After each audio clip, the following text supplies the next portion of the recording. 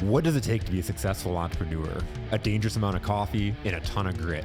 My name is Jason Tracy, and every week I interview business leaders to share their stories, life lessons, failures, and advice with you. Welcome to Coffee and Grit. What is up? What is up? Welcome back to Coffee and Grit, and we got another phenomenal episode keyed up and ready for you in the hopper here. So we've got Dillon England in the studio, and I was introduced to Dillon a couple months ago because, and I love how this happens. A former client, shouted Jason Hill, J2IT, reached out to me because he was like, I think you guys have some similar interests, and he's doing a podcast and he's interviewing different entrepreneurs. And so we connected, and then the way the world works, it's really cool. I showed up to my SiriusNet meeting. Everybody hears me talking about SiriusNet. Another shout out to Steve. I know you're listening on a hike somewhere. So I showed up at my SiriusNet meeting last week, and there's Dillon. So I'm like, boom, there we go. Let's schedule up a cross interview. And then Kim Weston messaged me, supposed to be our guest this week, and she broke her fascia, a bone in her leg. And so we're thinking about you, Kim, but we got Dillon in the studio today. So I'm super excited to dive into his story and talk about why would we even do podcasting? What is that even about, right? So, man, Dillon, welcome in. Thank you. Glad to be here, brother. Man, this is fun. You made it happen. Made some shifts. Yeah, we rescheduled some things, but this is beautiful. This is a great setup you have, and it's gonna be a good show. I'm looking forward to it, man. I appreciate it, man. So how did how did the podcast for you unfold? Yeah.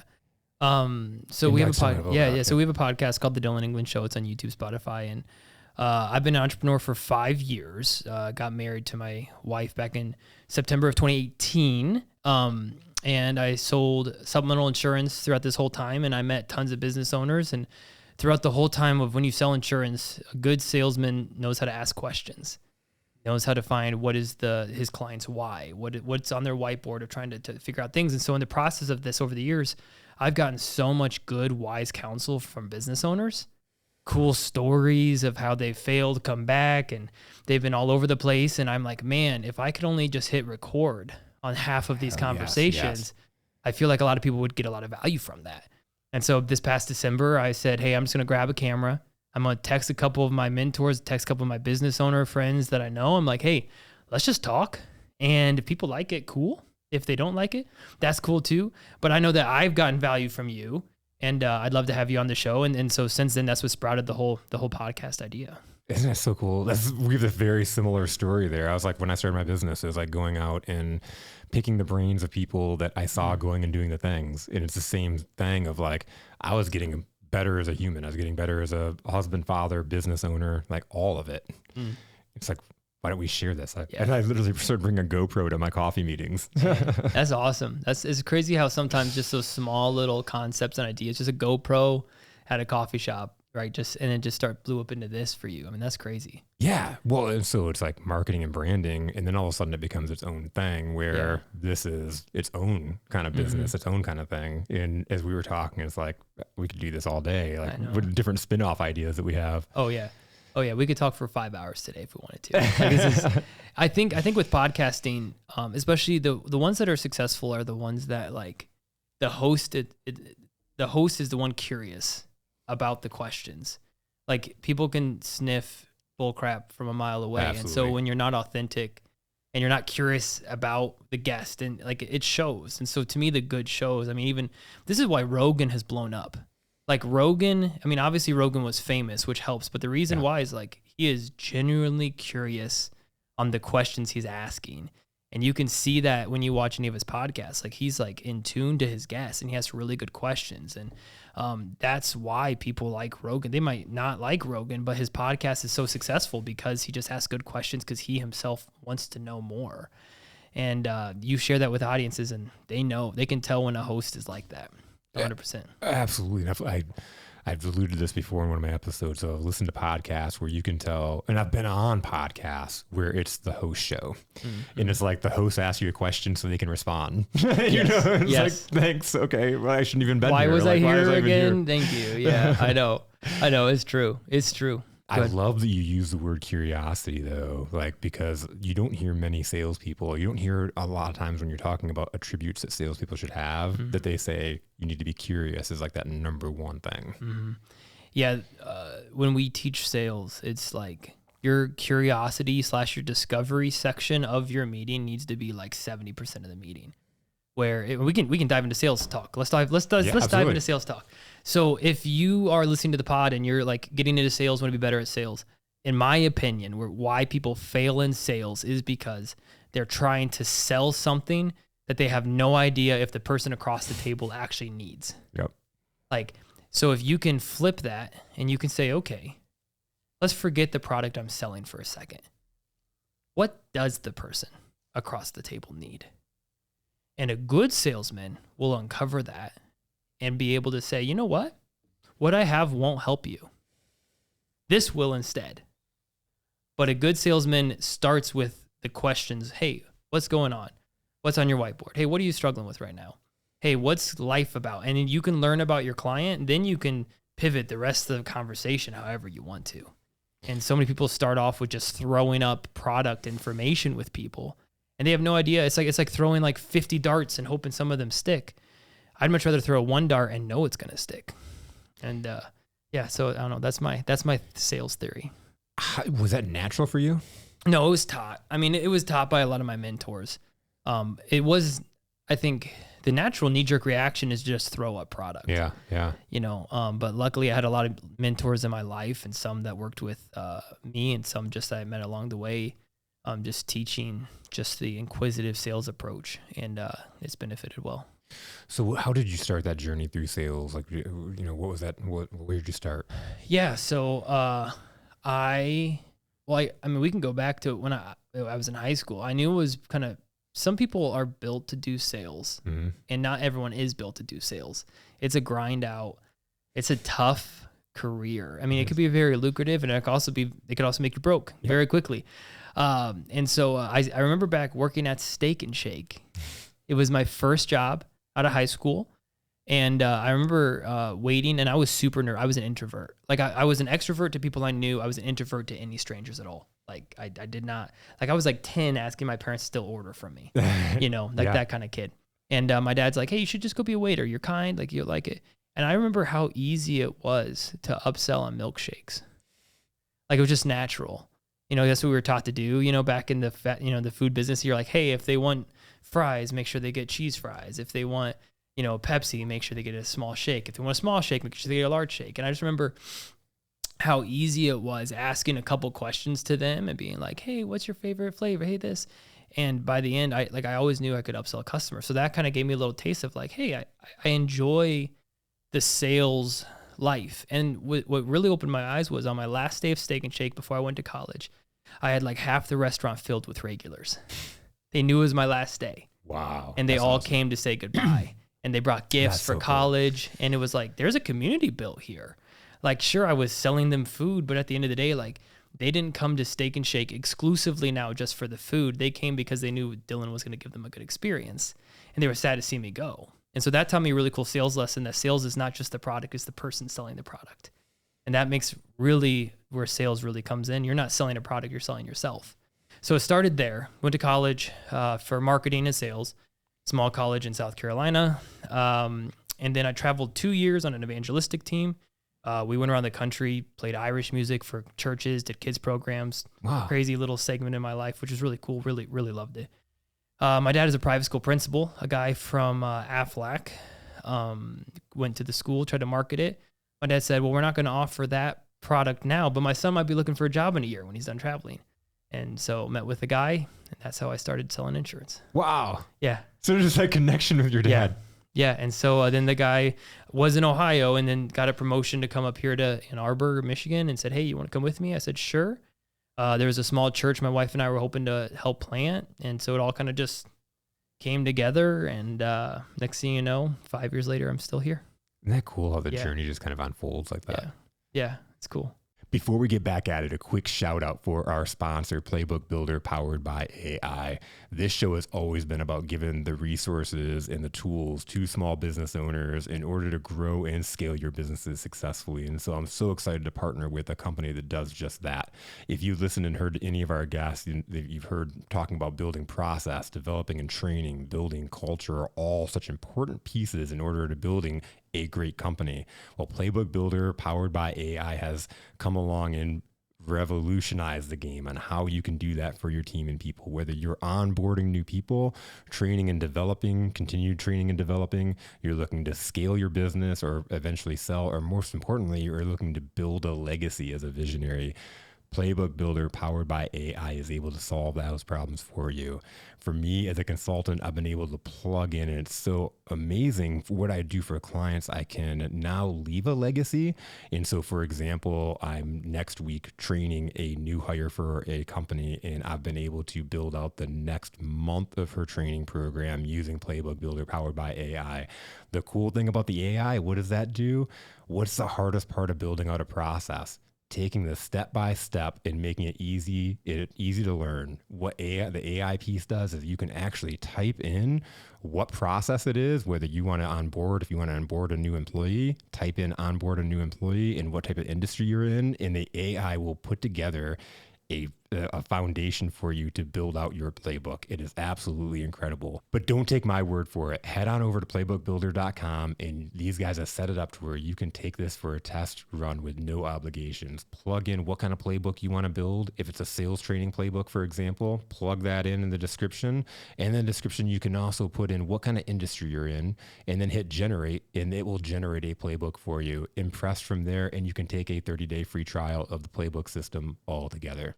So, okay, so you get there. I mean, you have the Steak and Shake experience, and you've gone through some sales and marketing. Did you have any sales jobs between that? No. I had one marketing job, but it was nothing sales related. No. How do you go as a young sales guy and start building your business? You grind, you grit, Yeah. I mean, really, it was just, that's it. I love how your eyes light up when you say that too. Yeah, because that's how you learn. When I started my business, I was told I had to go to 20 businesses a day, 100 a week for 3 months. So that's what I did for 3 months. Went to 100 businesses in person every single week. And that's a grind, Yeah. And I didn't know anything. When I first started working, I didn't even know what exactly the company that I represented sold. I had no clue.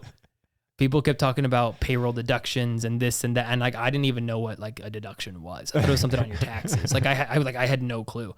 The first day I went out, like my back was sweating so much, and someone asked me, "What do you do?" And I'm like, "I have no clue." I know it's insurance, and can we set a meeting and I'll bring my trainer because he knows a lot more than me. Which that worked a lot, by the way, because people appreciate that honesty. But dude, I remember freaking out, and then by month 2. I just felt so confident, and I learned just by failure, a lot of failure. Oh, I had just one. I had so many PTSD moments. I still drive by companies. By the way, hey, if you're a gatekeeper, be nice to your salespeople that walk in, because we remember. We remember you guys.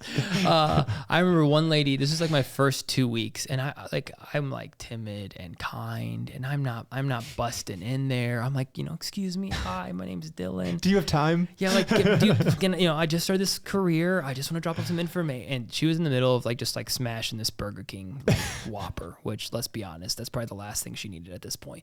And so she was smashing this sandwich, and she looked at me. She's like, "Do you not see I'm eating my lunch?" And I'm like, "I'm so sorry."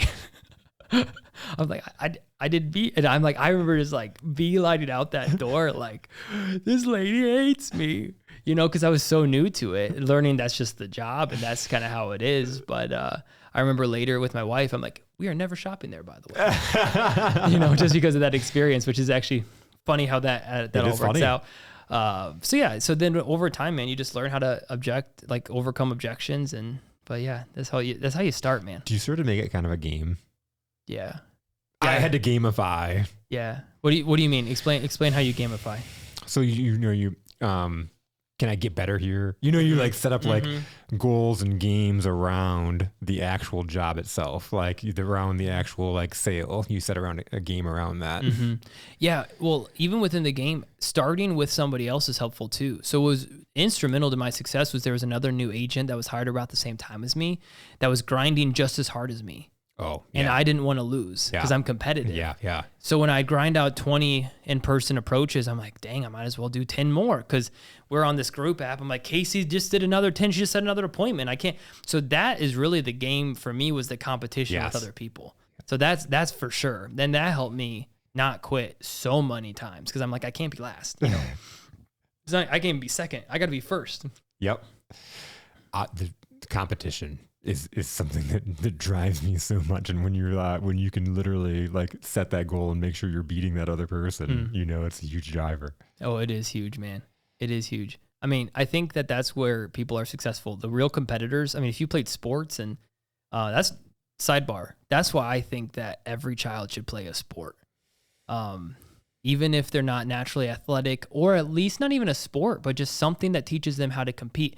I mean, it could be music, it could be public speaking, it could be anything that teaches them how to compete and just develop that competitive drive. Because the reason I had such a competitive drive was sports, and that bled into my success with sales. Actually never thought about that before like that, but I do think that it would be very, as a parent, because again, we have a 4-month-old right now. I'm thinking everything's parenting in my brain right now, man. And it's like, teaching kids to be competitive is so important. It really is. There are so many things through sports. And again, whether you're good or not, you're a part of a team. 2, the competitiveness. 3, and this is probably the most important, is being coachable. Because none of us have it figured out. Yeah. To be coachable and to be humble and realize we don't have it figured out, and to be able to listen and readjust is, I think, one of the most invaluable things. I had this person on my team once, and she just recently told me, we were talking on the phone, and she was like, when I first came on your team, we did this leadership exercise, and in between breaks, we had these papers on the wall, and each person had their name on each one had their own thing. And on the break, we had to go up and write traits of that person that we thought were valuable, like the good things about that person. I put coachable. And she was like sitting and having a conversation with me about her like lessons through leadership. And she was like, I have this guy and he's really coachable. And then she laughed and she was like, I have to share this story. She's like, remember that time? And I'm like, yeah, I totally remember. And she's like, you put on there that I was coachable. And she was like, I was so upset.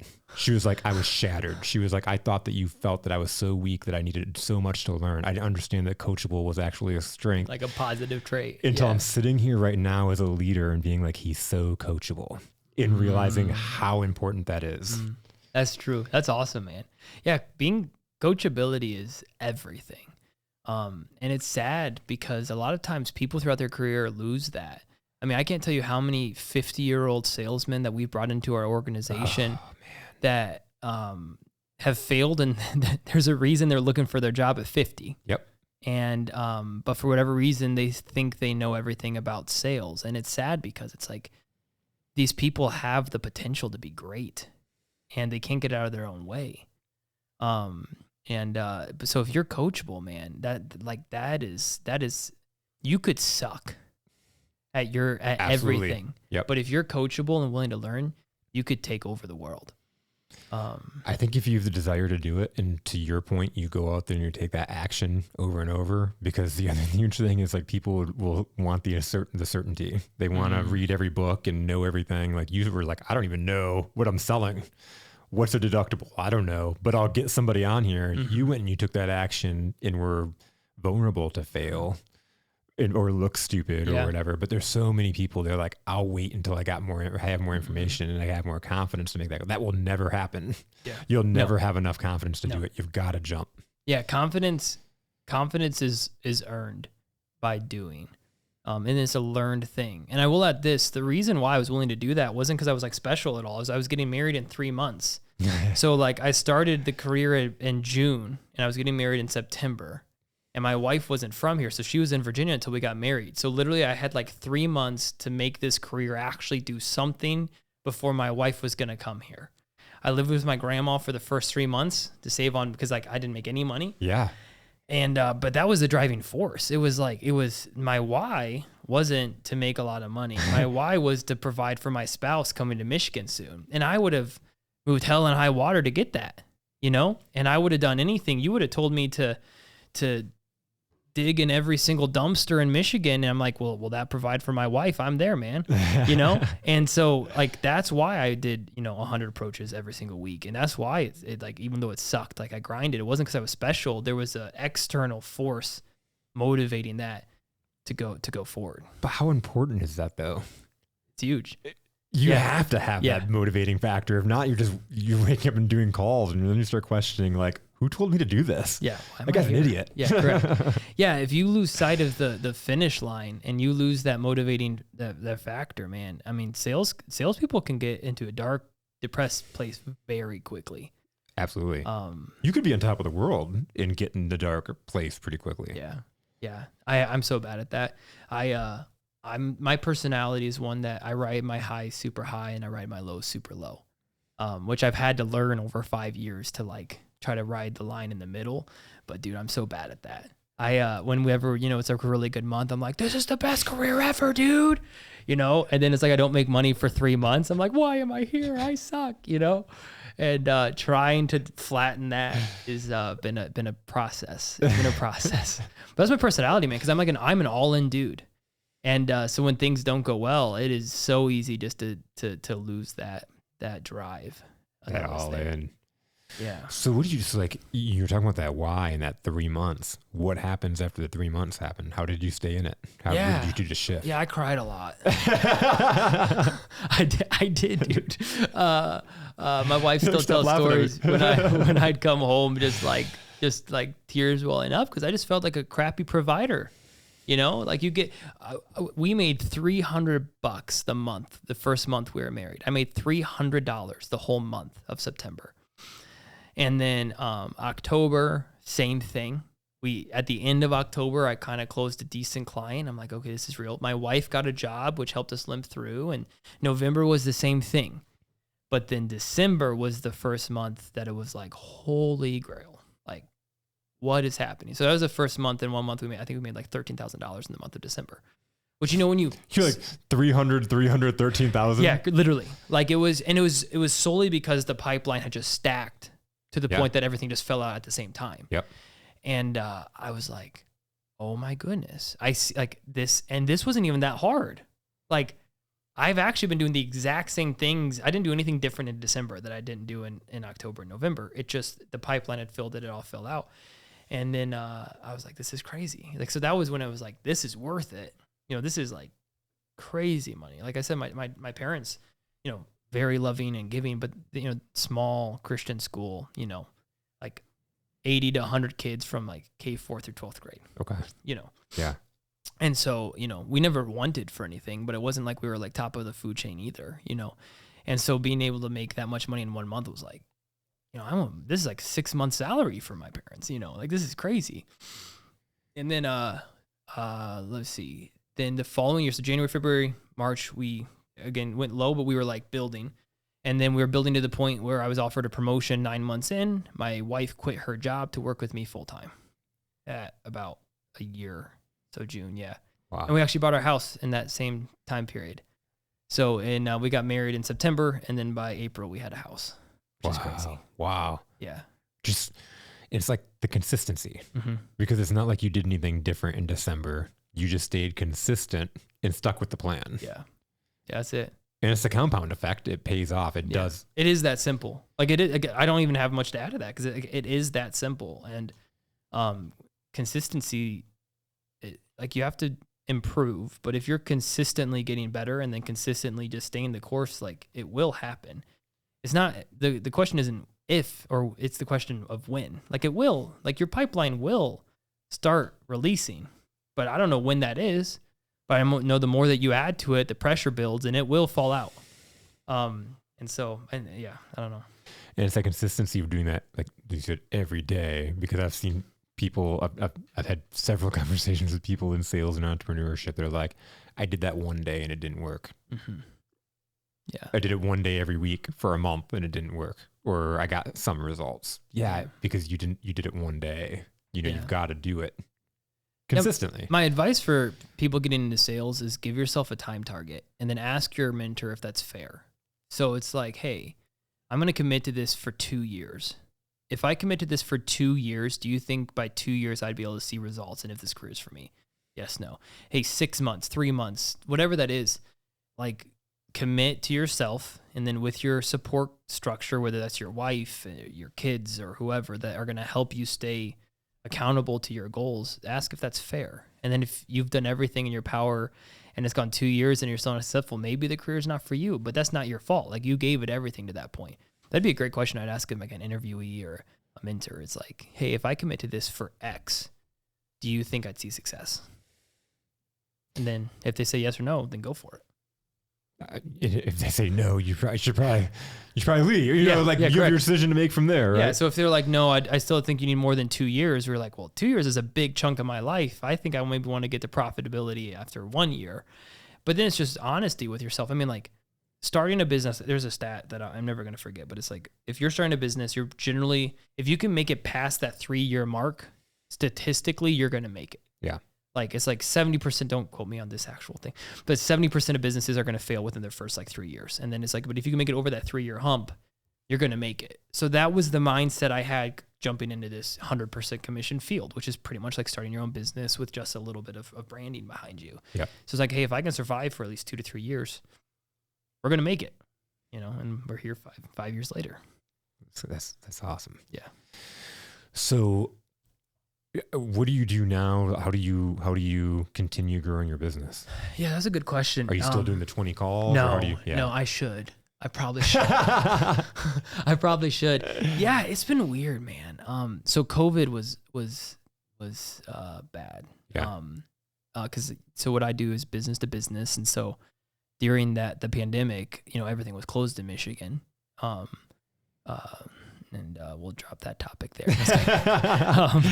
And as unfortunate as that was, and so, dude, it was crazy. And I don't mind dropping numbers because I think it's helpful to be raw and tell people. So, in 1 year, so from 2019 to 2020, my wife and I saved $50,000 in 1 year, like checking, like saved, not even made, like saved, which is like insane to me. Yeah. 2 years later, it was all gone. Because of the pandemic, because that was our, like, so I had an admin at that point. We were scaling. So business costs were increasing, rent for our office space. Yeah. And then it went from like top of the world to like the lowest low. There was a point in 2022 where we had the same amount of money we had when we first got married. Wow. Like, let that sink in for a second. Zero. Yeah. And it wasn't because we didn't have money coming in, it's because we had been scaling up. And I think fairly, I don't think we were overscaling, but we didn't see a pandemic coming around the corner. And so it's like, right, we're doing well, we're saving a ton. All right, let's bring in some help here. Hey, let's get an office space. Yeah, we have everything down to a budget and a science. And then the pandemic came. So we lived off of the money we had saved over the course of 2 years. And, the money that we brought in was pretty much just enough to pay business expenses. And then next thing you know, you blink and 3 years later, you're back in the same spot. And it's crazy. And so since then, it's just been this like slow grind back to the top. And it is demoralizing when you're in that spot. And I think every business owner has been there, if we're honest. Absolutely. And this is a podcast. We're honest. We're honest. Just the last episode I said we filmed this morning, we were talking about some of these similar things, and the guy asked me what keeps me up at night, and it's like, it's the money. It's money, right? It's the count, because it's like last year was my best year, but it was like, can I scale doing this? Mm-hmm. Can I scale continuing to do what I'm doing, what I did this past year to do that? And the answer is no. So I got to take steps backwards in order to go forwards, and that didn't look pretty. No. And then when you start employing people, the pressure is just another level, because not only is it your own family that's dependent on your work to feed them, now you have other people's family that depends on your work to feed them. Yep. And then and so when it's not going well, it's just like another level of stress and the weight of the world kind of on your shoulders. Yeah. So but that's business, and that's what it's going to be. And I don't think it ever stops. I do think, it does stop eventually, but when you first start, like that up and down valley will happen. And I heard, it was actually really interesting, man. So this is like a little, I don't know, psychology or just thinking through things. So this was like 2 months ago. A mentor really helped me. It was actually on my podcast. It really helped me see something. So I said for the longest time that the pandemic killed my business. And because like we just couldn't sell because no one had money. No one wanted to buy extra insurance. No one wanted to buy life insurance. Like it was just kind of like this like dead time. We couldn't get business owners. The last thing they wanted to do was think about an extra thing like what I do. Because they didn't even know if they're going to be open the next day, you know, let alone offer more insurance to their employees. And so I always said that the pandemic killed the business, when in reality, the pandemic killed me, which then I killed my business. Ooh, yeah. And that's the reality of what happened. And that's not a fun pill to swallow. It's that ownership of it. Yeah. But when I realized that, I was like, holy crap. Like this, for 2 years, I was blaming like these circumstances, and I allowed them to kill, because there's been other people in insurance that have killed it. So why wasn't that me?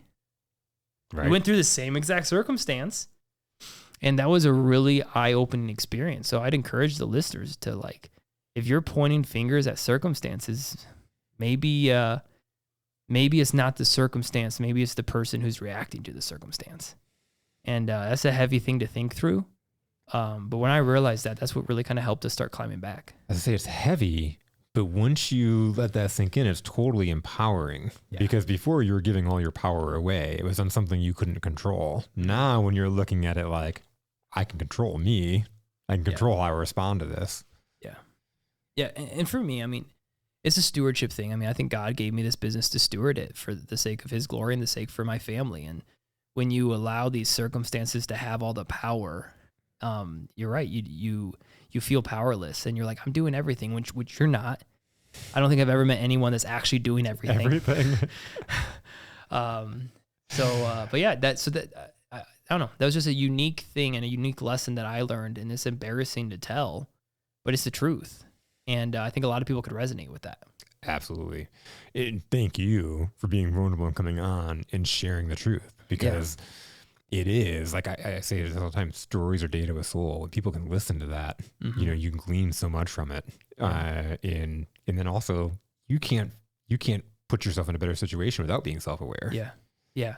I interviewed a guy named Robert Courtney, who owns a marketing company in Detroit. Awesome dude. And we talked a lot about self-awareness, and it's missing in today's world.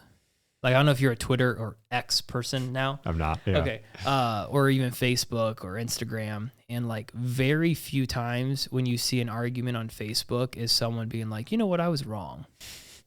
It is, they are, until their fingers are blue. Absolutely. Typing on that keyboard that they are not wrong. And in today's world, man, being self-aware that, hey, you know what, you don't have all the answers. Maybe you can be wrong. Maybe you need to learn something. It's just a helpful trait. It's just a helpful thing to have that it's just been a lost art almost. The world is a much better, the world is a better place when we all have differing opinions. Mm-hmm. John Wooden, are you a sports guy? Oh yeah. So John Wooden, I've read his book, and he was talking about, like, if you look at John Wooden's career at the beginning, he wouldn't have made it to the point where he became the most successful basketball coach of all time. He would have been fired far before that. Like, we would have never given him a chance to make it to be John Wooden.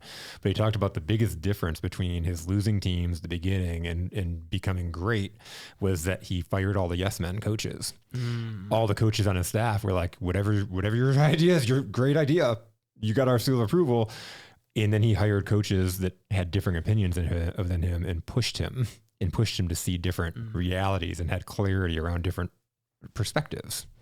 What a great story. That's awesome. Yeah. And it's true.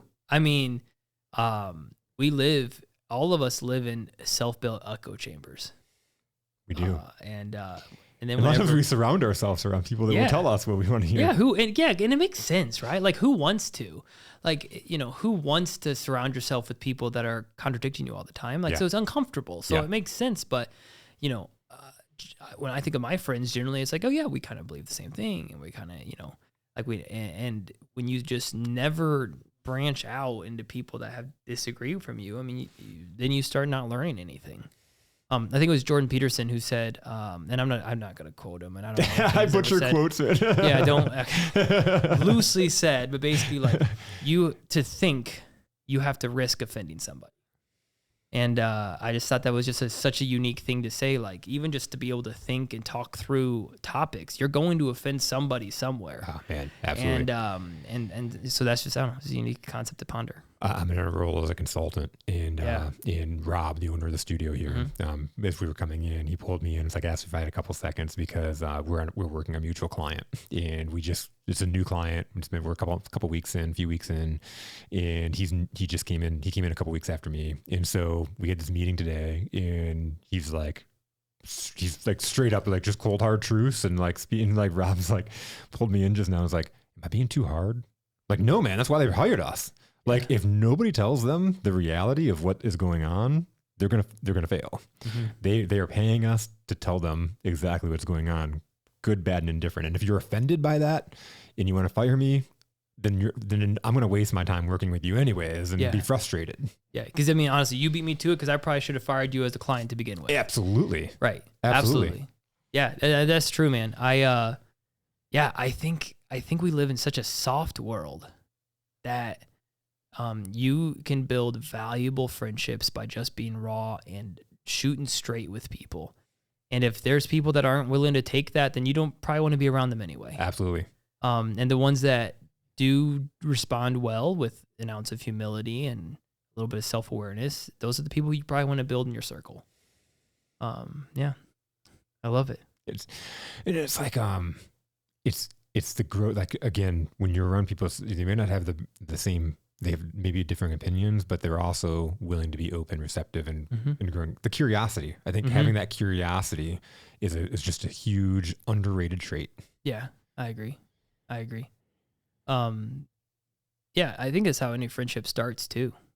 Like, very few friendships start by both parties being selfish. Right.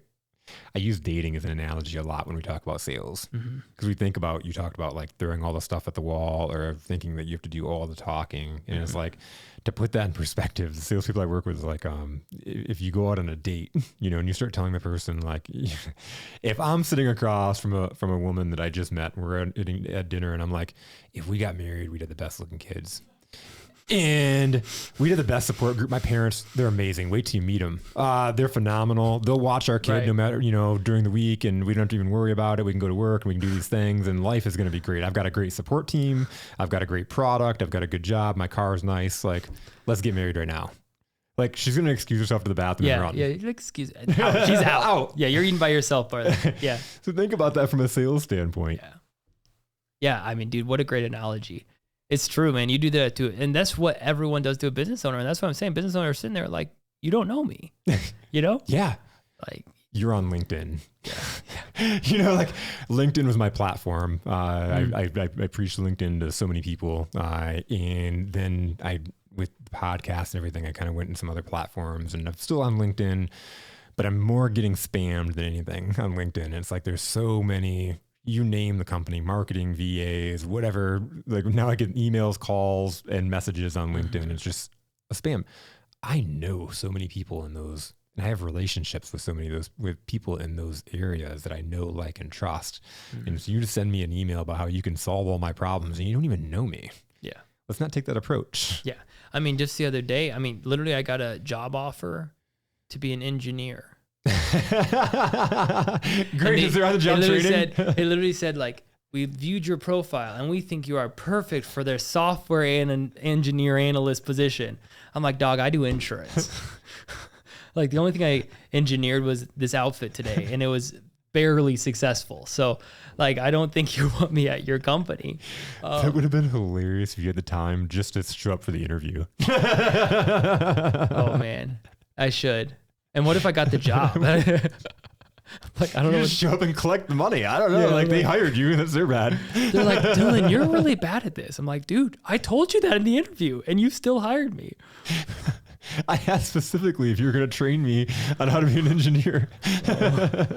Oh man. Yeah. So that's, it's crazy. I get those even for the podcast, and I don't know if you get like spammed with, editors wanting to edit the podcast. Editors wanting to edit. Yeah. Yeah. And they're like, we love your content on YouTube, but you're missing this one pivotal piece that'll get you millions of views, and only I can deliver it to you.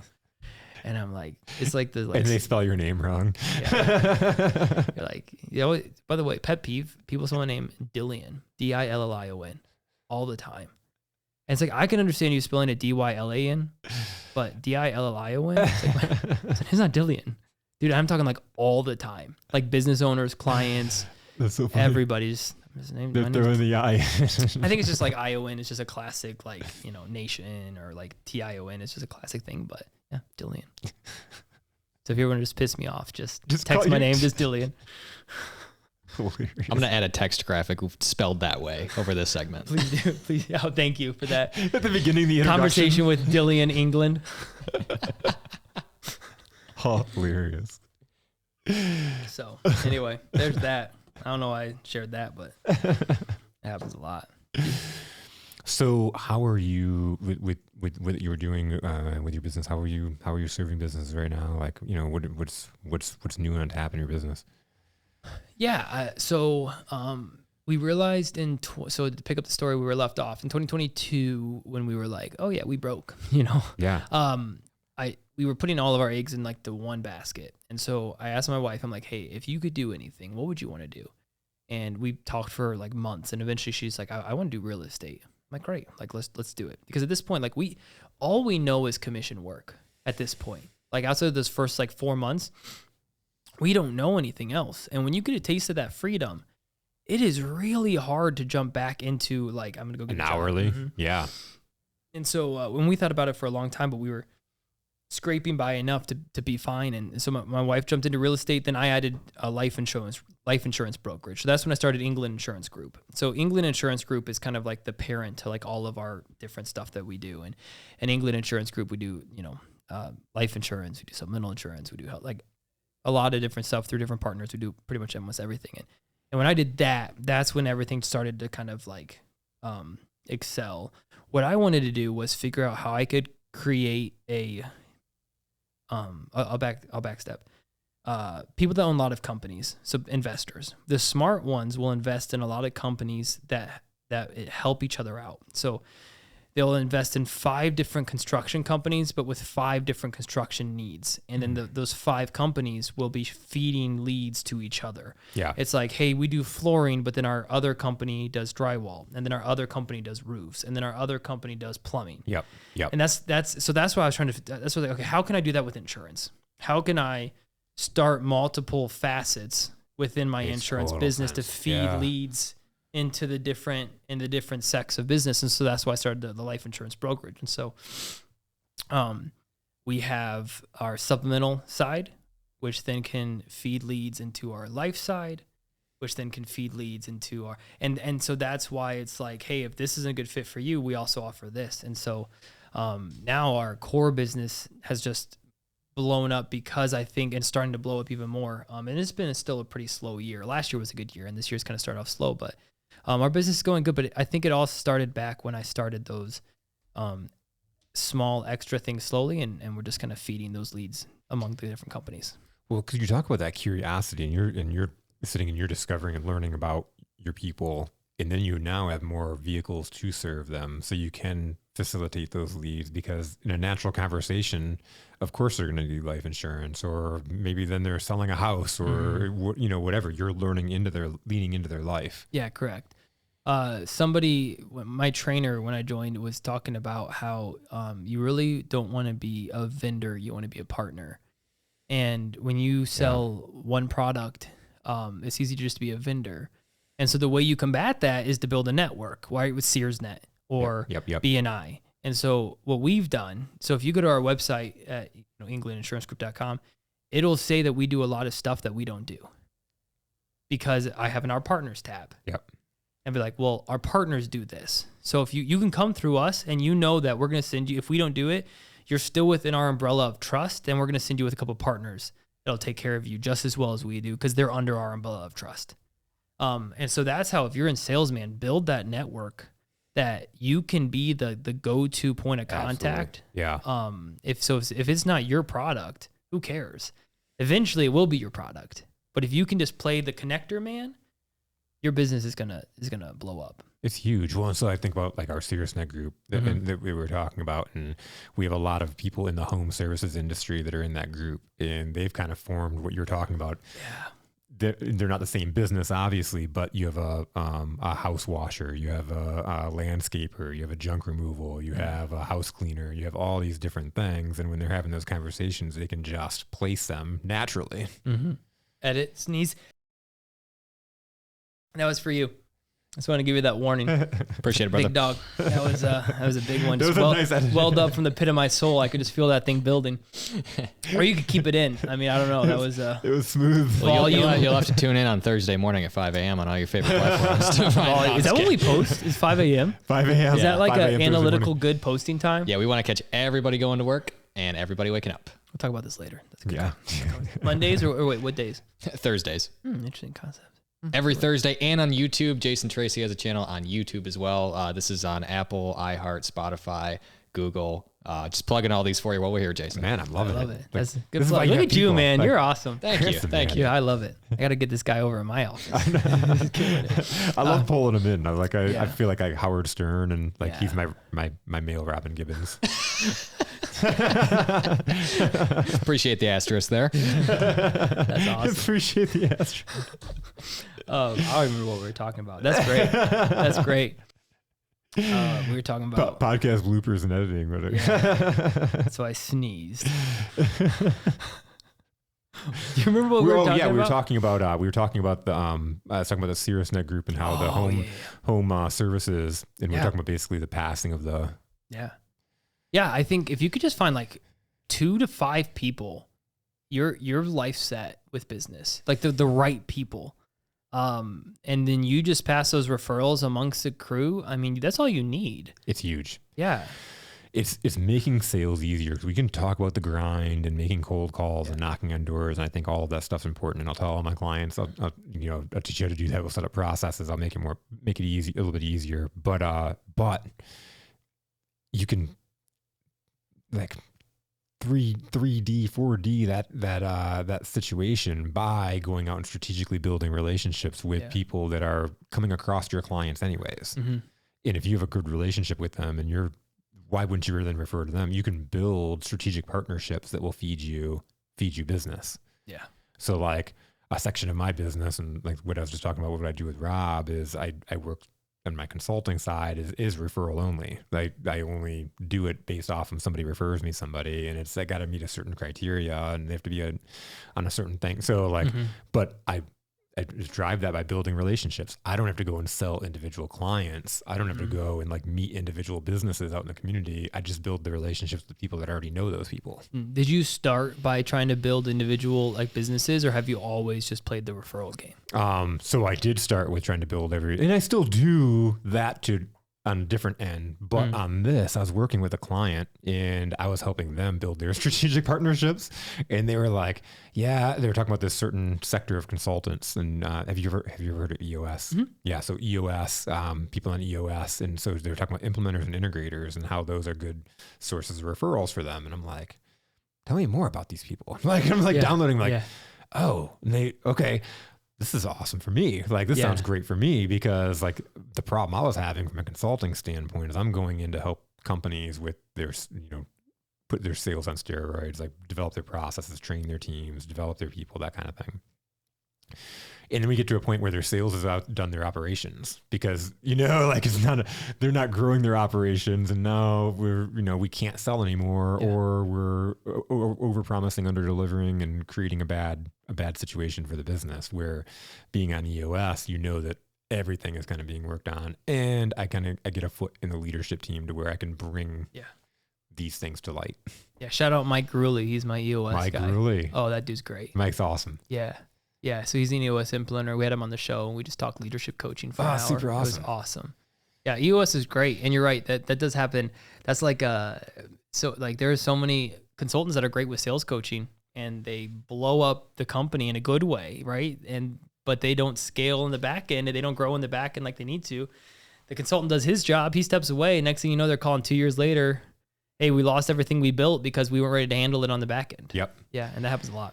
Even before that even happens, you have the salesperson that's like, they're not closing the deal. You know, they're not like getting it done. I'm not getting my commission. Like they're messed it up. They don't have enough people. They didn't show up for the appointment. They like, you know, all these things going on.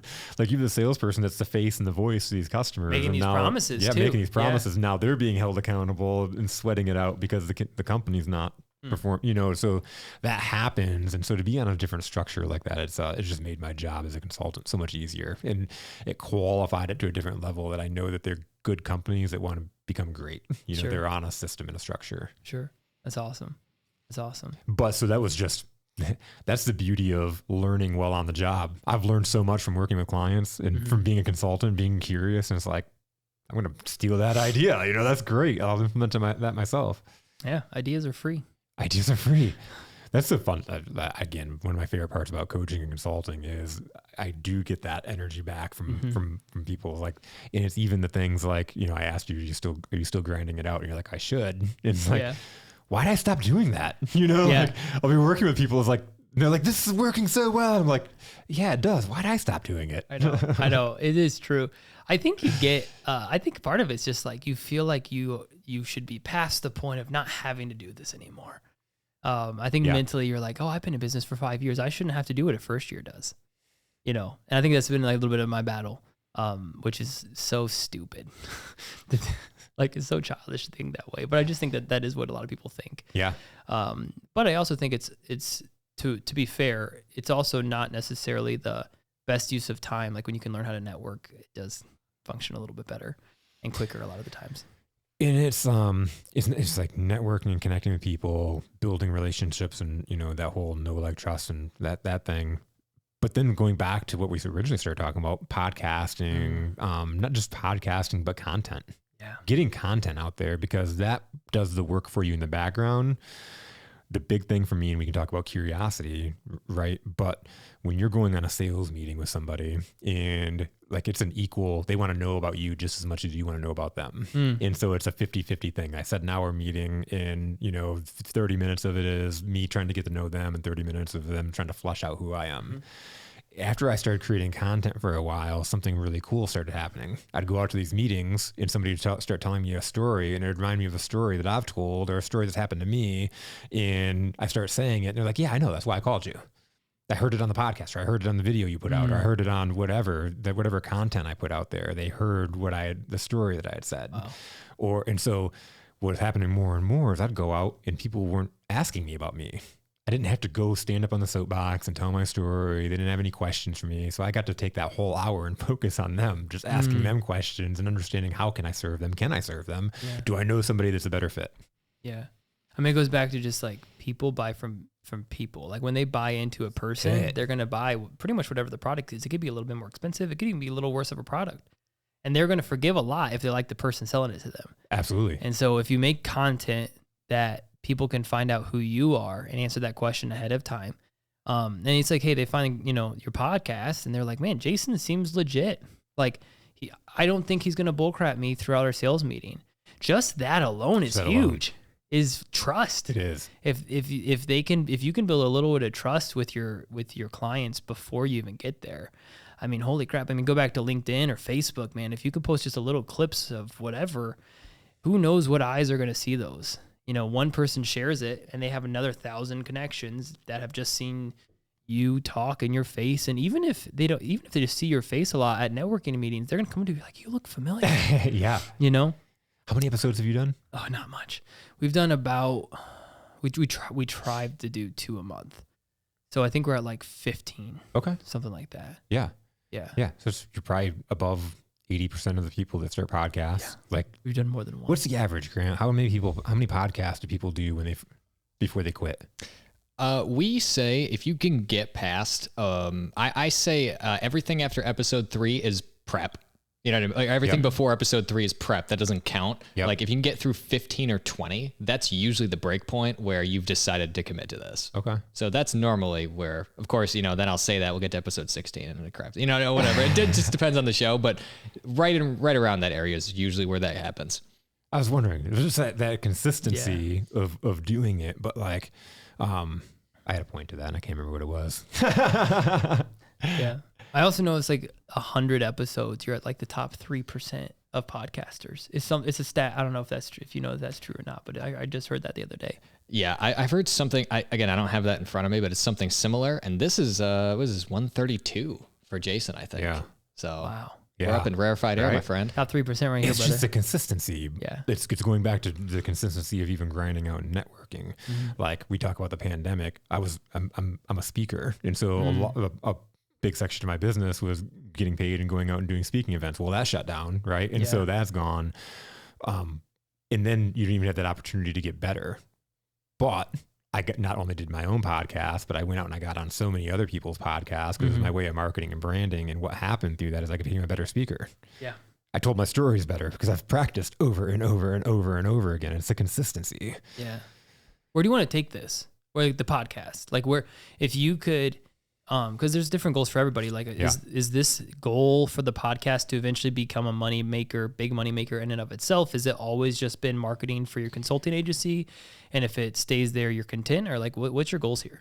So it's kind of like the goals shift, right? But when I started out, it was just for marketing and branding, as to grow my business. I was big in the industry that I came from, but I didn't want any part of that industry anymore. I wanted to start a consulting, coaching business that was outside of that. And so I'm starting out brand new. How do I get out there, right? And so, and then I'm having these killer conversations, and same thing you had is like, wow, these things are changing my life. What if I just brought my camera with me and started putting them out there? As is like coming into this year, realizing really this is starting to become its own thing. And not only that, but I really, really love doing this, you know, like for so many reasons. One, this is just, I could sit and have these conversations all day long. Sure. You know, like, of course. It fills me up, but also having people on, like you're a pro at this, you've been doing podcasting, but there's so many people that I have on that are incredible, amazing people, and nobody knows their story. Dr. Bannister, man, we had this guy on, and this guy is phenomenal. He's telling me his stories, but nobody knows his story. I can't even find him on social media. I'm like, I want to tell him, like, I'm going to put your videos up somewhere and tag you, but he's got like one thing, right? You know, it's like people need to hear these people's stories because until they do, they don't know that they exist. Yeah. You know, so I get to do this cool thing and I get to do this cool thing and take these people that have incredible stories and share those stories out and help people see them and hear them for the first time. That's amazing. It's fun. It's a driver. It's content is king. How do we differentiate ourselves? How do we pull people in? How do we pull market in? It's the video. And if I can help them do that. So I think that but the long term, or the short answer to this question, or it's a long answer, is I want this thing to get big. I want this to be a big money maker. And it ties into what I've always wanted to do as far as like speaking and that kind of stuff. Yeah. Well, I think you're going to get there, man. This has been a pleasure to be on the show. I mean, you have a natural good presence about you as a host. You listen intently. Like, you know, certain people have a face and eye contact to where like when you're talking to them, it's like you could be zoned out and I have no clue because like it seems like you're just like gathering every single word I'm saying to you, and that gives power to your guests. And so you have, I think, what it takes. I mean, you have a great crew here that works with you, and I think you're gonna do great. I mean, it's you're already killing it. Thanks, man. And I think it'll be great for you. The one thing that's been really interesting as far as podcasting goes is just thinking outside of the box when it comes to sponsorships and always making the ask. And I know you have a couple sponsors, which is awesome. We just released a podcast coffee blend. We partnered with a coffee roaster. I saw this. Yeah. I was wondering. I was going to ask you because I knew the last time we talked you didn't have, but then I saw your coffee blend. Yeah, so that's out now, which is really cool. It's a low acid coffee blend called the Broadcast Brew. Did that combine perfectly with what? Was it already called the Broadcast Brew? No. Yeah. I approved the blend. We did a bunch of taste tests with the roaster. We came up with the name together. We came up with the label and the branding of the bag. That is the killer. Yeah. So what happened was, that was a crazy story. I'll tell you the moral of the story before I even get to. The moral of the story is just ask. That's the moral of the story. I'll get to that. Yeah. So I reached out on Facebook. I said, hey guys, have a couple open slots at the podcast. So if you know of any entrepreneurs in Michigan or people that are experts in their own field, whatever it is, would love to talk to them, or at least see if they'd be a good fit for the show. Had a friend reach out, said, hey, my husband's brother Yes. My husband's brother owns a armory in up north Michigan, and his wife does part-time coffee roasting. So I talked to them, and the whole time I've always wanted to have my own, like I've almost started a coffee shop in my life like 3 times. Like I've been this close, like 3 times to starting a coffee shop. And I'm like, dude, it would be so cool to sell a coffee blend, like branded for the show. Like that would be awesome, you know? And so we were talking about everything, and I was like, at the end, I was like, hey, Taylor, question for you. Would you have any interest, just like, this is also, by the way, when I had like 200 YouTube subscribers. I was like, do you think that you'd be interested in like partnering together to create a coffee blend for the show? I want it to be low acid coffee because I have really bad acid reflux and I can't drink normal coffee anymore. And so I can exclusively only drink low acid coffee. And I think there's a lot of people in my boat that love coffee but can't drink it like they used to, and I'd love to create a product for them. Is there any interest for you? And then she was like, sure. I was like, what? Okay, seriously? She's like, yeah, let's do it. And I remember hanging up the phone, and my wife's name is Anna. I was just like, Anna! I was like, you won't believe it. I'm going to be famous. We have a coffee blend. I was freaking out, dude. And it just started a 2-3 month process of just Facebook messages between me and Taylor, and her doing a bunch of science experiments with different coffee, where it's sourced, what makes coffee low acid. And then we had her on the show. We did a live taste test of the different blends. And I went back up to where she roasts the coffee, and we did a behind the scenes video that's coming out soon if I can ever get it edited. Another taste test, and then we decided on which one we want to release, and then we released it in September. We released it in Labor Day. That was the one that was in September, right? Yeah. I always get confused between Memorial Day and Labor Day. I'm so bad. I know, but so Labor Day, and I think we did about 1,300 in sales in the first month of September with just that one blend. Wow. Yeah. Wow. Dude, why didn't we lead with this? That's killer, man. Yeah, that's awesome. She quit her teaching job. She's roasting coffee full time. She air roasts her coffee, which is very interesting. We're getting on. I don't know how much time we have. If we need to be done, we're done. Yeah, we're a few minutes. Yeah. Almost done. Good. Okay, cool. So she air roasts her coffee. So for any coffee fanatics out there, normally coffee roasting is done in a couple different ways, but there's always beans at the bottom that get stuck, which means they get burnt. Then there's beans at the top that maybe don't always make it down and get fully roasted. So with air roasting, it's almost like a popcorn machine. But imagine just a funnel with air blowing up, and they're just tumbling. Hitting everything. Mm-hmm. So they get perfect roast every single time. And that helps with the acidity. The other thing that helps with the acidity is where you get the beans from. So when people, when they pick the beans and they harvest the beans, if you're at a very wet climate, for example, those beans actually very quickly get moldy. And then also sometimes when they pick beans, they leave the beans in the cherry that is picked, which also makes it a little more. So there's so many different things you can do with acidity just by what regions of the world you buy them from. So like Guatemalan is way less acidic than Ethiopian, or for example. Or we was in Jamaica in March, and like they have a very low acid coffee. Correct. For Kona, like Hawaii has an unbelievably low acid coffee called Kona coffee, and it's grown in volcanic soil, rare, rich, just delicious, smooth coffee, just smooth. I mean, it is smooth, and we have what marketing grown in volcano soil. Oh, dude, and it's so good. And we're coming out with the second Java. Love it. Is that the name? No, it's not, but this is a great name. Ideas are free. I'm taking it. Lava Java. That's a great name.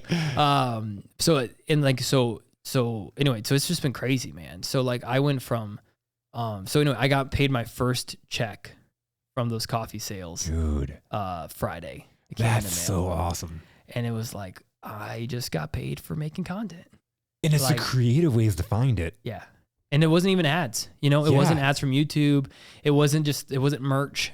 It wasn't the normal ways that people tell you to do this job. It was like, I love coffee. I'm going to make an ask that honestly, Taylor, who's, she had no reason to tell me yes. Like I, in my mind, am getting 100% of the benefit from this partnership.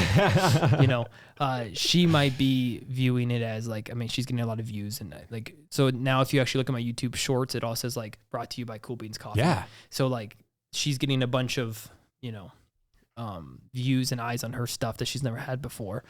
But like, man, so that's been cool.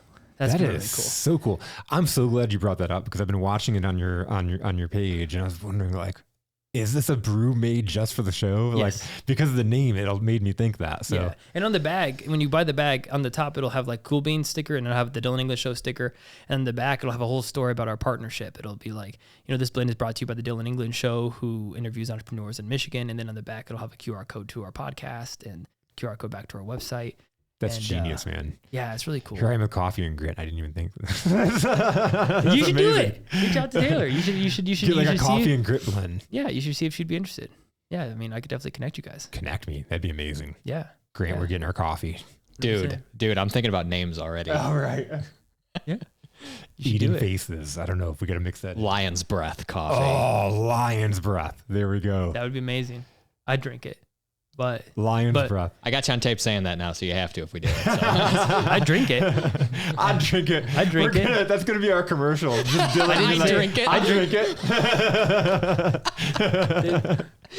And so anyway, here's another idea you can steal. Is when I have people on the show moving forward, they were all going to be brewing the coffee live for them to taste on the show. We have a lot of pre-recorded podcasts right now, so the next the past 3 or 4 haven't been that. Yeah. But we'll just brew French press on the show live, and basically, that's genius. Yeah, you should do it. Seriously, take my idea, dude. That's killer. Yeah. So then that way, then people will get people's live reaction of tried our coffee, and dude, it is literally like when you drink sometimes coffee, it's like, dude, I have to poop now, 18 times in the next 10 minutes. You know what I mean? Like it just doesn't happen. Like it's the smoothest, non-acidic, just delicious cup of coffee you're probably ever going to drink. Well, and I love what you did, because we have a common thread between all the coffee and grit guests that have ever been on the show, and it's that they've solved a problem that was once a problem for themselves. And so this really ties into that. It's like not just the coffee and that it's branded with your brand, because that is also the common thing. Yeah. It's the branding. Like that's genius.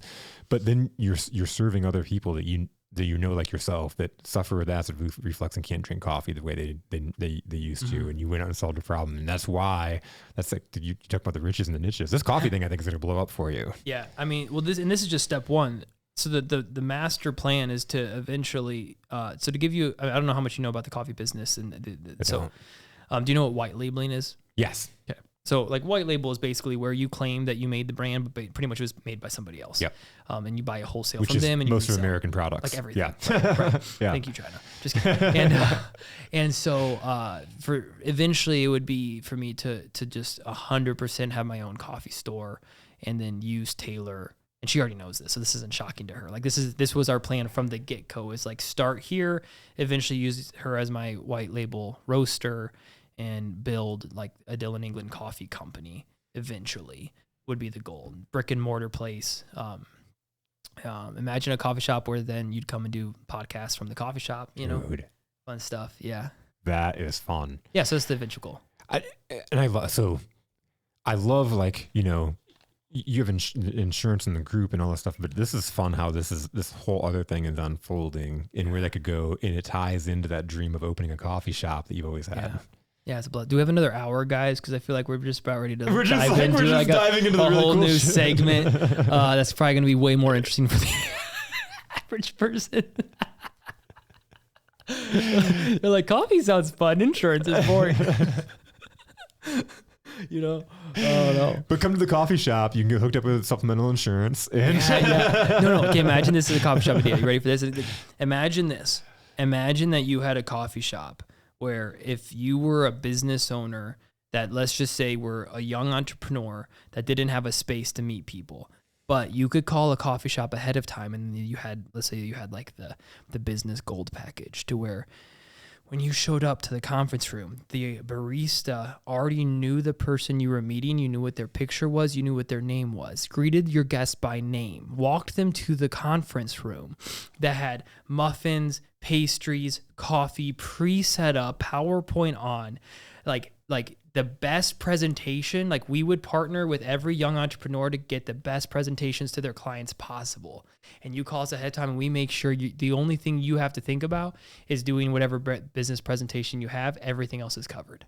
That's killer. And you just create this just network of business owners meeting at this place. They can call ahead. They can rent tables. They can call ahead. I mean, whatever they want. It's it is the business hub of the area. The Continental for entrepreneurs. Exactly. That's yeah, awesome. But for like just with coffee, and then you could do that. You could even open up a co-working space above the coffee shop. You could there's just so many ways you could take this, right? So then like everyone that every day that walks up to their office grabs a coffee on the way. So now you have repeat customers, and yeah, I don't know, man, dude. And you have podcast studios that you rent out, and then whatever you want to do. I don't like. There's just so many things you could do with a coffee shop as your hub. And then you just go from there. Well, it's just like my first episode. The big basis of his business was meeting at a Starbucks. Like getting the free office space of knowing he could get the $2 Starbucks cup and sit there all day. Yeah, exactly. And that's actually why he is the reason, which is so true. But why so many small coffee shops fail is because so many people. Yeah. Have pretty much free rent for 8 hours for $2. So figuring out a way to creatively add more revenue while still delivering to that goal would be how you could. It's not just the coffee. Yeah. You also have to have a drive-through, by the way. You have to. Yeah. The only way you're like, when you look at the numbers, like coffee shops that don't have drive-throughs are like nonprofits. And then coffee shops that have drive-throughs, like those are actual money makers. Oh, absolutely. Yeah. Because who wants to get out of their car? Like you just. Yeah, you're there. So someone sits there for how long? An average an hour, probably.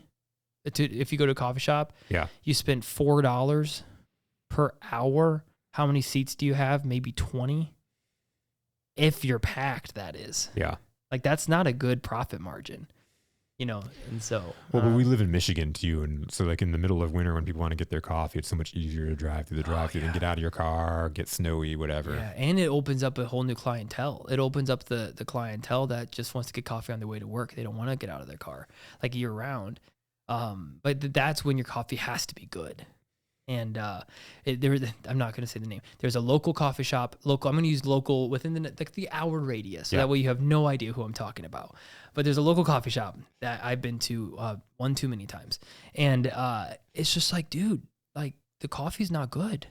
And they're great people. Yeah. And it's a cool spot and a cool location. And if only they had good coffee, they'd be successful. You had one job. And it's sad because it's like, dude, like you're awesome. And, but man, it's like your core thing sucks. Like you spent too much time designing your space. And so like, that's why I wanted to start off with, if I can find good coffee first, and then holy crap, I have a podcast audience that loves the coffee, then it's like, that's my control. Like in my test group, they're giving me good feedback about all these coffees, and eventually who knows where that's going to take us. That's killer. Yeah. And Dillon, I'm so glad this worked out and you're able to come down. This has been a fun conversation. It has.